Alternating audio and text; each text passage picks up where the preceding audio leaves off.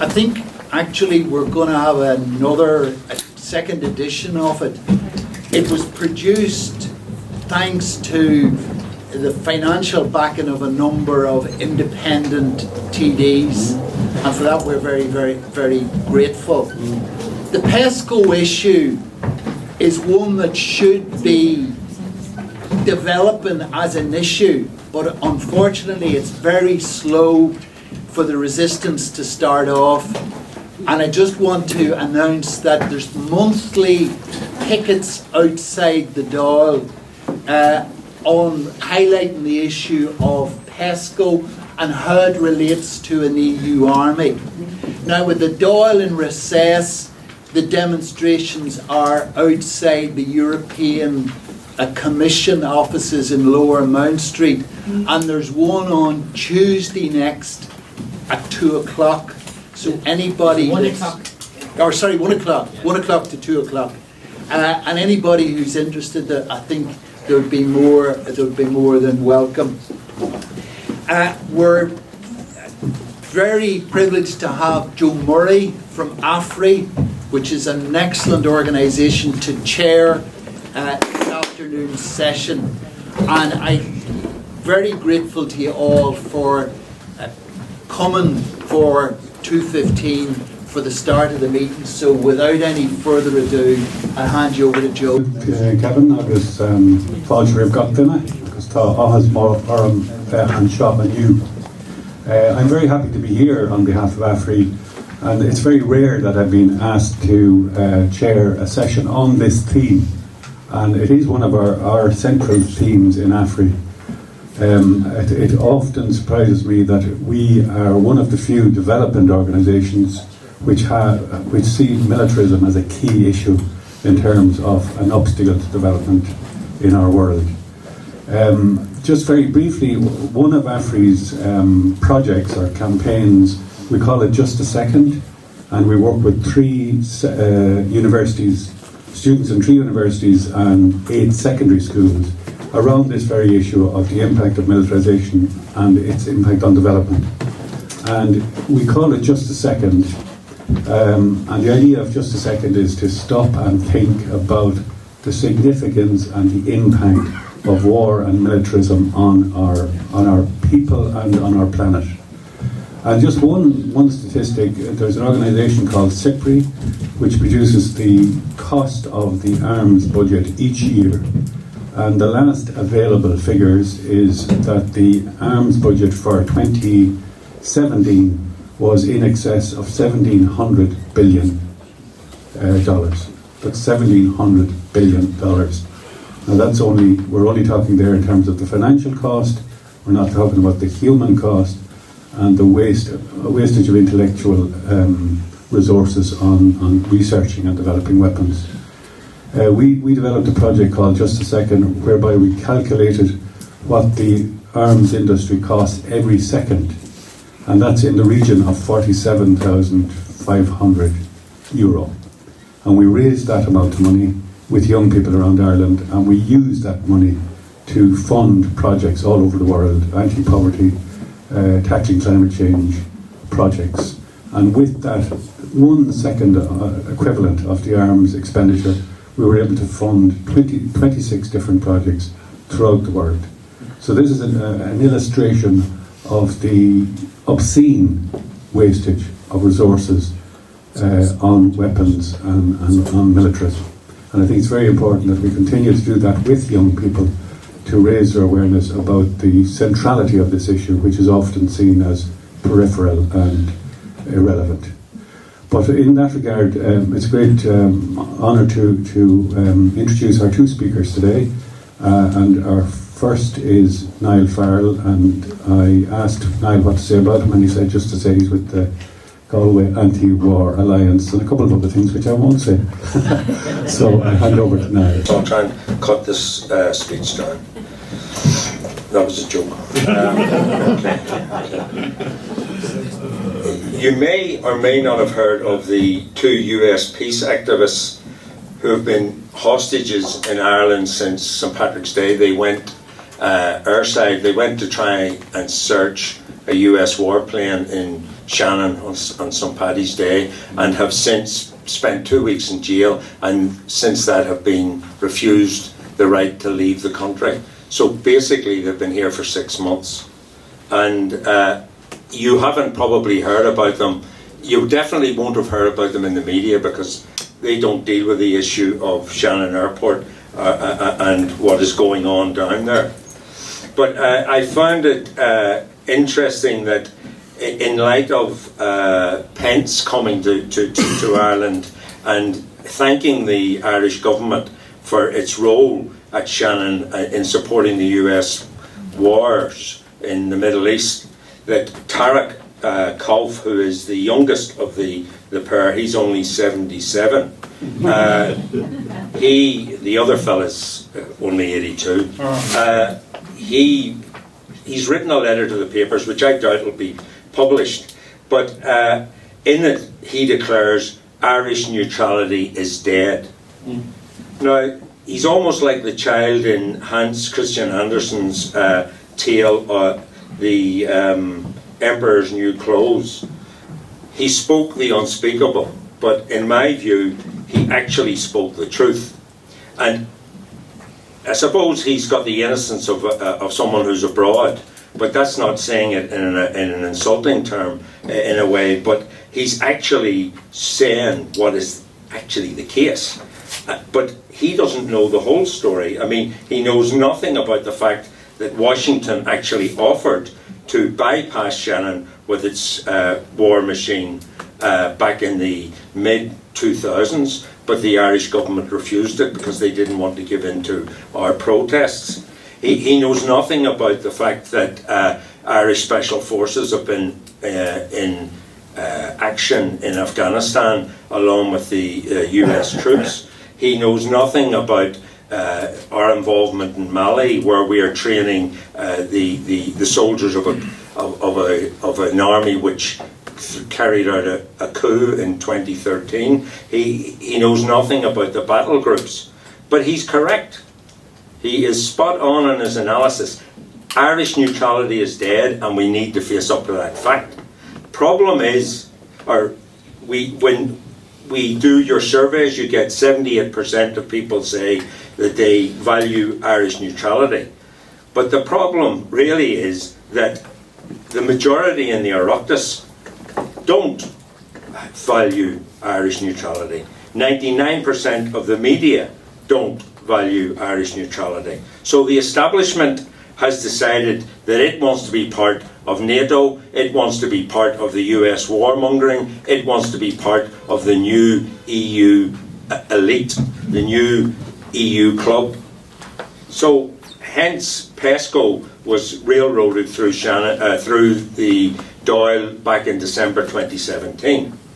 Now, the usual suspects from Brussels, Berlin, Paris and Strasbourg have been demanding an EU army, a European Defence Fund, a European Defence Union, and that the EU becomes a global power.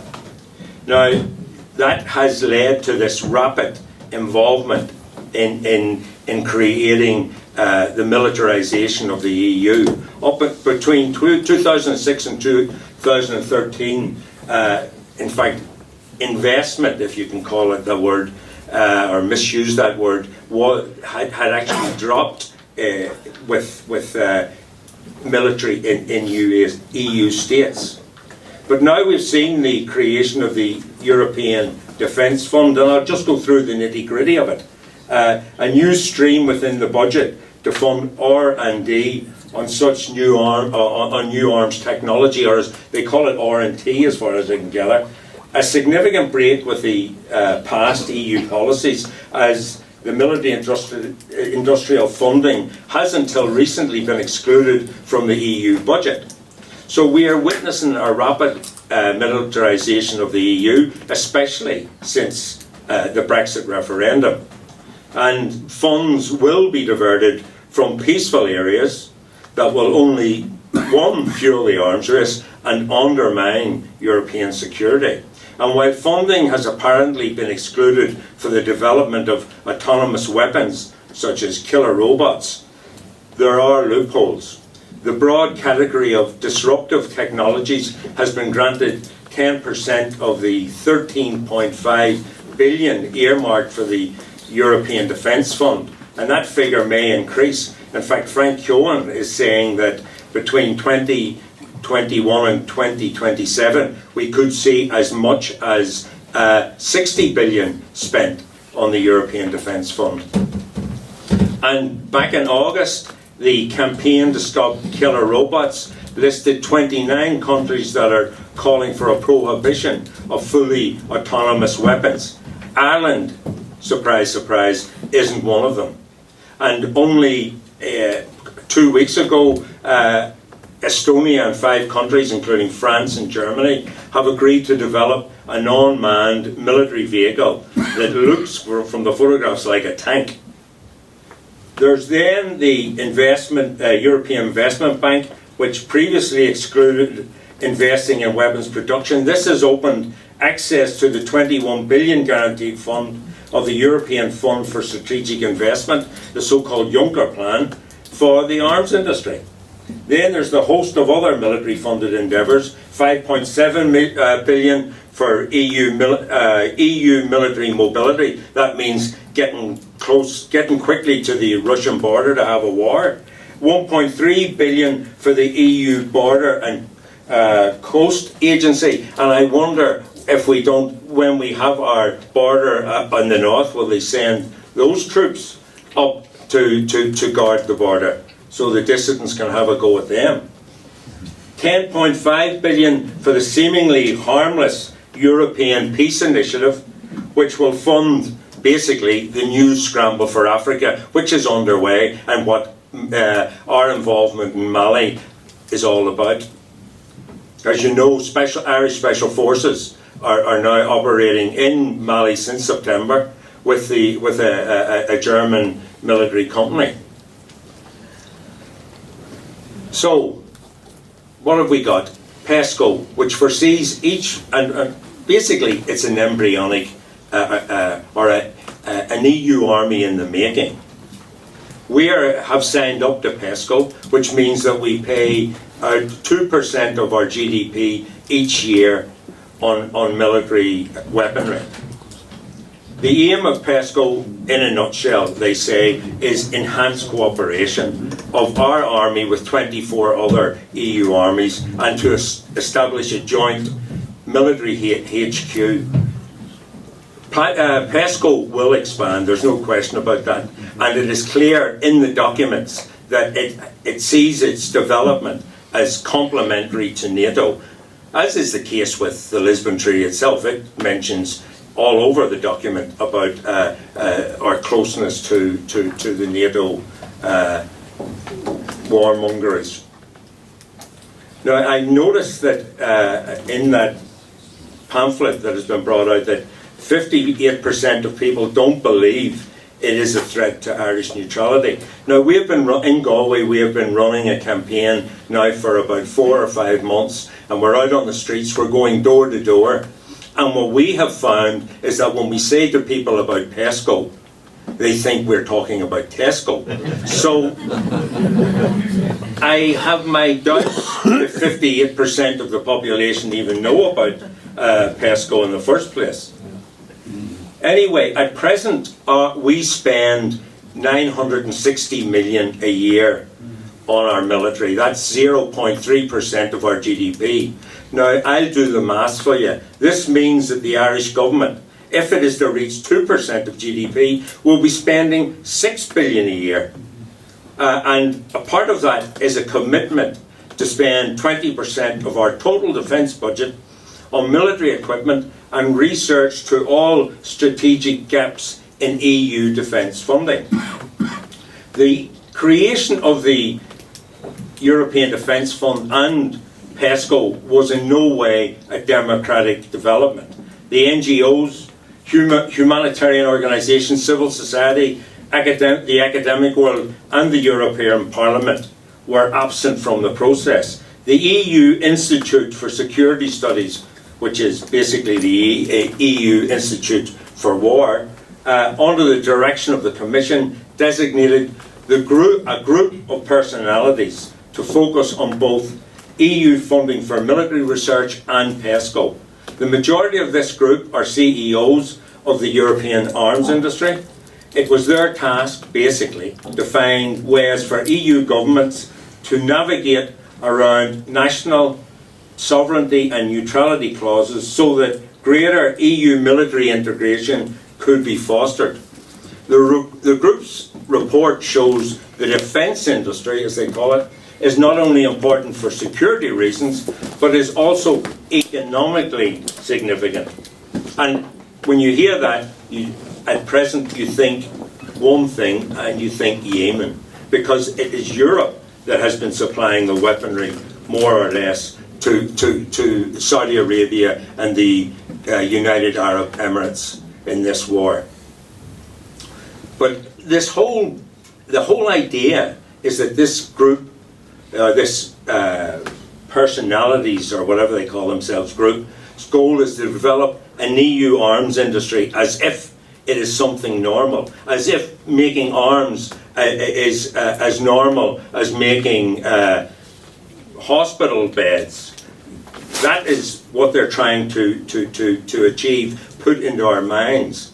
So third level colleges and companies will be further sucked into research and making components for an industry. And Ireland is already very active in it. Unfortunately, we haven't done proper research over the last 10 years to outline our involvement there, and it's something that we need to do.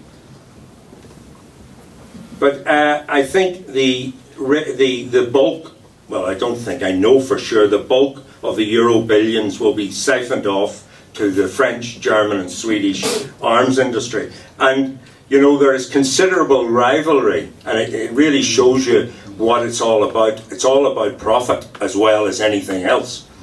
There is considerable rivalry between the French and the Germans. There, for example, Germany and France at the moment are developing a future combat air system, i.e. That includes a new fighter, drones and autonomous drones, swarms of autonomous drones. And in the Bundestag back in June, Germany was complaining that it wasn't getting 50% or more of the cut of the profits out of building these. The same is the case with the tank, which they are producing along with France. They want Rheinmetall to play a bigger role in it, purely for jobs and, well, profits. On top of all of this, we've had the Troika, which has watched how we spend our funds in bailing out banks and whatsoever. Now we're going to have a similar body examining our spending on the military. So to make sure that we increase our part in the whole building up of an EU army. So, and that is under the jurisdiction of the European Defence Agency. However, all this waste of investment, especially the impact of PESCO in Ireland, will mean, and of course the European Defence Fund, which we will also have to contribute to, are contributing to, in fact, because of we are net contributors to the EU. It will mean that some of the money wasted in arms will be cut from our investment in housing, health, education and welfare. So obviously the goal that we have to have is to use that element to campaign against PESCO. Now there are positives, there's no question about that, in that the ICTU have taken up the issue. And certainly that is something you're going to see. For example, I am sure that the water issue is going to come to the fore again when they try to privatise the water or charge us for water. But that is all part of a campaign that we have to get involved in. However, I doubt really, is it almost finished already? No, it's 15 minutes. All right, right. Well, I just briefly say I doubt that will. Well, I hope that it will create a momentum, but it would be naive to believe that it will help revive neutrality. We have got the Lisbon Treaty, which commits us to a common defence policy, a mutual defence policy, a solidarity clause, and even the EU has primacy of law over the member states. We have a triple lock legislation which will be ignored and probably is worthless anyway. And the rapid militarisation is there for creating pressure that we give up our idea of unanimity involving our involvement in military activity as part of a common defence policy. So I'm not optimistic. In fact, I would go as far as to say as we may be reaching a stage which the greatest historical irony of all, that an old Etonian might actually help in saving Ireland's Irish neutrality by leaving with Brexit and we forcing us to do the good thing, or the decent thing, and go for Irish exit. Thanks, Niall. That was actually 50 minutes, but a lot was got into that. A bleak picture. I suppose if there is a positive, there are very few good politicians who keep on raising this issue, and one of them is Claire, who is our now speaker. So. Very much for inviting me. I gave up a good job to go to the European Parliament, which started last week, and I actually thought that this session was on last week, so I completely got the dates wrong, and I have to catch a flight out of here. So when I leg it out of here, it's not that I'm afraid of your questions, it's just I've got to leave at 3:15 or I won't get a flight back to Brussels. So apologies about that. I think it's the committee's fault, but they tell me they are infallible and never make mistakes. That could not have been the reason, so it must have been mine. But there's an expression which I really like, which is, if you've a reputation for getting up early, well then you can stay in bed all day. And as far as I'm concerned, that really sums up the approach of the Irish establishment to our neutrality, because on the one hand they'll staunchly tell us that neutrality is sacrosanct, while at the same time brazenly, and as Niall alluded to, at an incredibly alarming rate, they are undergoing and undertaking initiatives which are actually murdering that neutrality, which to all intents and purposes is surviving best in the hearts and minds of the Irish people, in direct contradiction to the actions of successive Irish governments. And like Niall, I was honoured yesterday to see Ken and Tarek off on their walk for freedom. These US veterans are an actual inspiration in terms of their humanity, their positivity and their decency. And the speeches that they gave yesterday about how important it is for a country like Ireland to make an independent stance was really quite inspiring. But when you think these people at their age are effectively interned in Ireland with their passports taken, when it's quite clear they're going to come back for their trial, the idea that they're going to abscond is ludicrous. That's why they did it. They want to air these issues as part of a political campaign. But at that age of their lives, to be denied contact with their family, one of their wives is quite elderly, can't visit. They could be here for Thanksgiving, they could be here for Christmas. It's absolutely scandalous. And I think, as a sort of aside, we do have 6 weeks before their case is up again before the High Court to look at the bail conditions, and I think we need to put as much pressure as possible on the Irish state to say, lift this restriction, at least allow them to go home to their families in advance of the trials. But the irony of them being punished in that way for defending peace, when Shannon continues to be used on a weekly basis with about 1,000 troops going there to wage war, is utterly despicable in the context of a neutral country, not to mind any country at all. But I mean, in some ways, in the peace movement and on the left in Ireland, we have highlighted Shannon a lot and maybe haven't paid quite as much attention to the European dimension, because if you like, Shannon in some ways has been the public face of the neutrality doublespeak. The Irish government tell us, nothing to see here, don't worry about that now, these troops are only going through, well, nothing to do with war now or anything like that, we're just passing through. Whereas obviously Mike Pence was much more direct about it when he says, thanks guys, you've done us a great favour here. Again, showing the nature of the vassal state of Ireland, which is in the psyche of the establishment in so many ways, from how we handle the big tech companies, how we say we'll water down privacy laws, how we don't collect tax off them. It's all part of the same mentality. But we've had less focus probably on EU militarism, and that's why I think events like today are particularly important. And it is absolutely the case now that at an alarming rate, the seeds that were sown in the Lisbon Treaty, the harvest is now beginning to be nurtured. And what they got built into those treaties, they are now making real and living. And it is a frightening perspective. And the only people brazen enough to say that what's going on is not an EU army are the two Irish main right-wing political parties. And we saw it in the European elections. We saw Micheál Martin trying to insist that talk of a European army was a conspiracy, that people were making it up, even though the leader of his own group, Guy Verhofstadt, in the middle of the European campaign had said, a European army of 20,000 people in 2024, let's do it. And that would obviously be only a start of it. We know that Fine Gael fought the European election, having gone to their group and saying, listen lads, like, could you ever take out the bit about the European army out of the manifesto? Doesn't make us look great at home, not really a great help. The EPP, of course, removed that.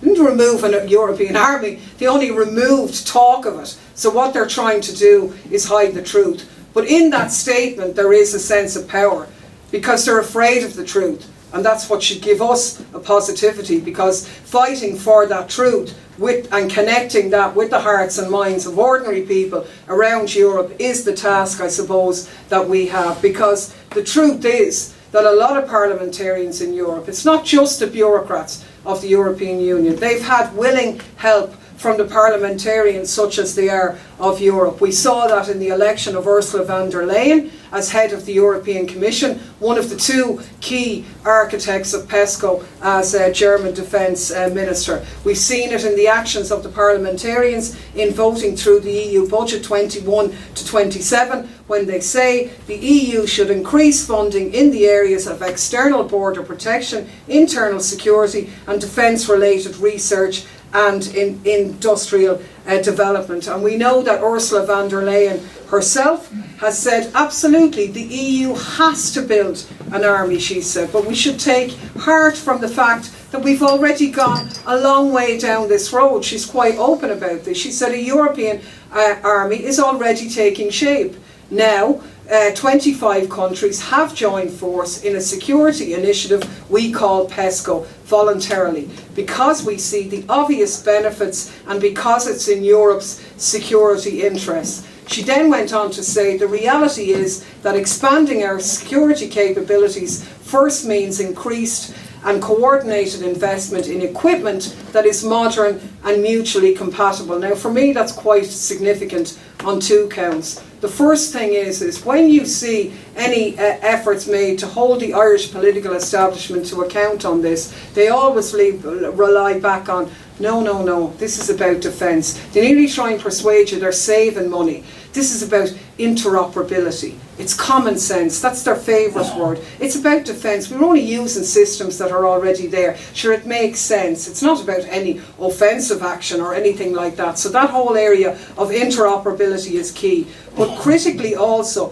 what her statement says is the roots of Europe's militarisation is the European arms industry. That's where it's coming from. There's no threat out there. There's no big bogeyman coming to attack us from externally or internally. It's the arms industry industry that is driving this. It's about equipment, and that's where it's going. An EU with an army, and actually Brexit accelerates that process because Britain were a certain block to that because of their love of NATO, and even though there's a morphing or attempt to morph EU militarism in with NATO, it's getting its own independent legs now. And Niall is absolutely right. The European Defence Fund is a game changer in terms of the European Union, because the first time, never happened before, the European Commission has allowed the EU to use the general budget for defence purpose. Never happened before up until now. And the scale of what's been embarked on here is absolutely astronomical. It is a departure from what they did before, and I'm not going to bore you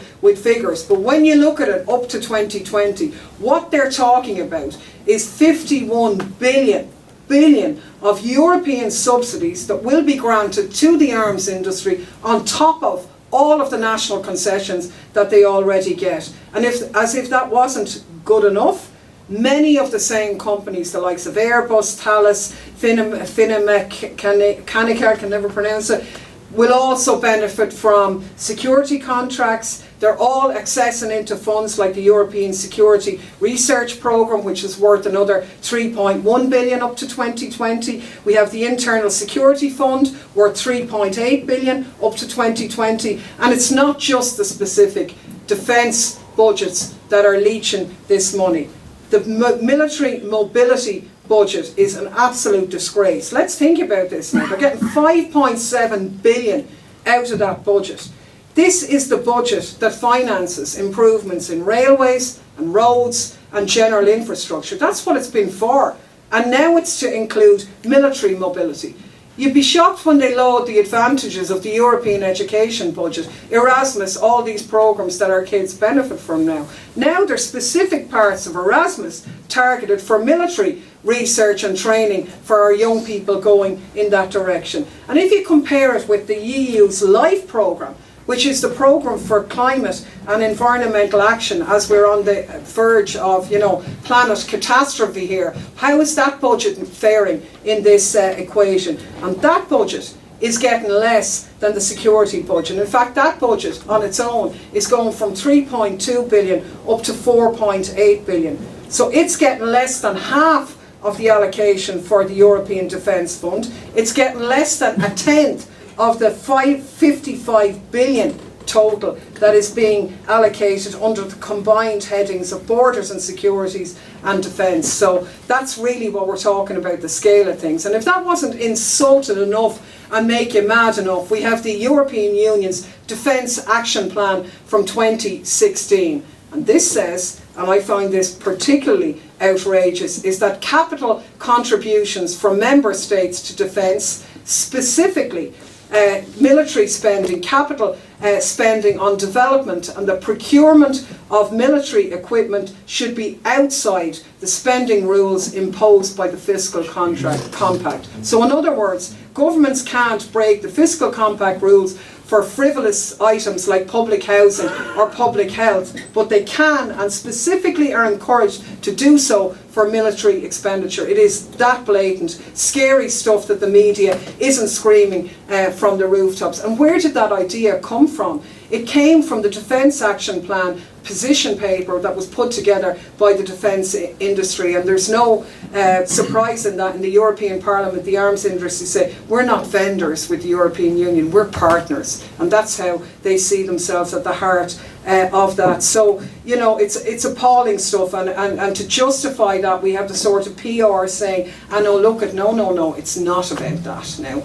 Don't be dramatic. Micheál Martin's conspiracy theory. We're all conspiracy theorists. I mean, this is the written word and the written budgets to back it, but he says we're conspiracy theorists, and it's justified. They justify their money on making Europe safer. We have Russia as being a threat on the background. We've migrants coming to bomb us in our beds, ISIS walking among us and all the rest of us, and the desperate movement of people across Europe is somehow a threat, and we get all of this nonsense to justify that type of stuff. And it's particularly sickening, as far as I'm concerned, that the arms industry benefits on the one hand from the wars that make people refugees in the first place, and many of the same companies are benefiting from the huge border security contracts to keep them out when they desperately try to seek refuge here. And Ireland is well embedded in all of this. There's a certain irony in the fact, and it's well known now, thankfully, due to the organising work of the spouses and girlfriends of our army personnel, that there's a monumental crisis in our defence forces. It was something that we were always really proud of. I come from an army family myself, and army people are really loyal to the army. But now men and women who join our defence forces can't make ends meet. You know the statistics there, many of them are on FIS, it's a revolving door, they can't get people to join because the pay is so awful. And how sickening that when they talk about increased military budgets and defence budgets, they're not talking about paying those lads a living wage. It has to be on equipment. 20% of the budget has to be on equipment. So while they're not paying families, they're spending 200 million on a multi-role vessel that can take battalions of troops.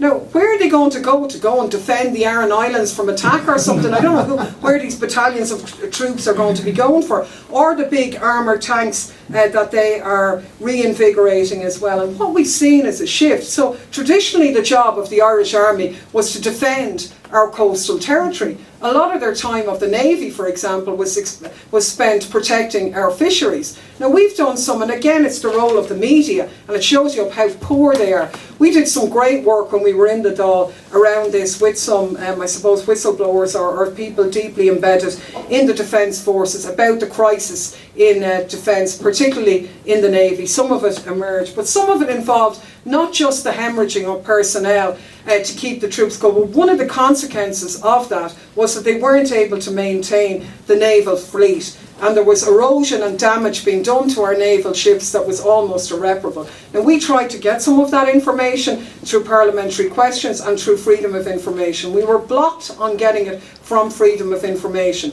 We appealed that, it took over a year, and we eventually got the information. They gave us some, and they blocked out the information on the Samuel Beckett because that information, which we later got on appeal, showed that the ships themselves were being eroded because of the damage, because of not having any personnel there to do it. Now the number of scandals in that, in terms of jeopardising safety, wasting money and trying to frustrate the data issues and the freedom of information thing, is a story as far as I'm concerned, and yet nobody in the media wanted to follow through on any of that stuff. But it's a consequence of the hawks who are at the helm of the Irish Defence Forces at the moment. They've completely abandoned what the Irish Defence Forces were set up as, and they want the toys for big boys. They want to mix with the Europeans, they want to exchange hardware, and that's why when we raised about the challenges in the Defence Forces, what we got back, but our lads, we are out with Operation Sophia, which is a military operation. They told it, we said that at the start, they said no it isn't, it's a humanitarian mission,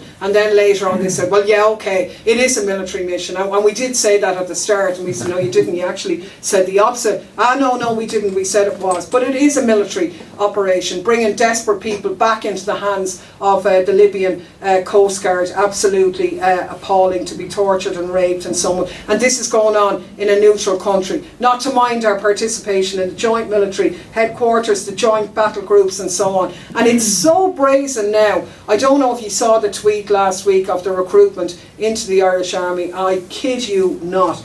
This is the tweet. They're on a recruitment campaign to the Irish Army at the moment, neutral Ireland. This is the tweet. I am an infantry private. My mission is to destroy the enemy, seize objectives and hold ground by day or night on any terrain and in all conditions. Now steady on Rambo, you've been looking at too many films there, but the idea that that is a recruitment tweet to the Irish Army and that isn't on the front page of the papers, to me shows how much this has shifted and how brazen they are at going down this road. You know the paper that was produced last year by the 4 Fine Gael MEPs, which they allowed them produce it because nobody knows MEPs, so they wouldn't really get any flack. But it obviously reflects a certain debate in Fine Gael, where they basically said that they wanted to redefine the concept of neutrality. So to kind of change the concept to, so that, you know, to independent, non-nuclear defence, that might be the best way to do it. So there would be less a case of EU militarisation against Irish neutrality, but just about Irish neutrality being a concept that could fit in the overall picture. I mean, absolute nonsense, but at the same time actually articulating the direction in which they want to go. So I suppose, you know, an awful lot of what the European institutions do goes unremarked and unnoticed in Ireland, and that's a tragedy. It was one of the reasons why we stood for the election. The way they package everything, it's so unbelievably bureaucratic and boring that nobody could possibly keep up or kind of dissect it, and that's deliberate. They don't want you to know that it's been done like that. But if you take that on the one hand, and the reality that they do want to transform the European Union into being a vassal really for the arms companies and so on, we have to take solace from the fact that that is not something that the Irish people want, and it's probably not what many people throughout the European Union want either. So we need to find a mechanism of harnessing that opposition, and we do have an opportunity now with the environmental crisis that's underway, because this idea of regime change and armies going around the world is not environmentally friendly at all. The planet needs to be saved, and I think that people realise that. We need to take solace as well in the fact that when the government is challenged on these issues, they never say, yeah, we've butchered neutrality, because they know that that's something that the public don't want. So that's the challenge for us really, is to try and break through that, to make, we don't, the media are appalling, they'll never be friends of ours, but we need to find creative ways of doing that. That's why the activities like today, the protests, supporting the likes of Ken and Tarek and the other initiatives that we can do are hugely important. So thanks very much for inviting me, and I look forward to using the new role in the European Parliament in trying to popularise and highlight many of these issues in a way in which maybe hasn't been done before.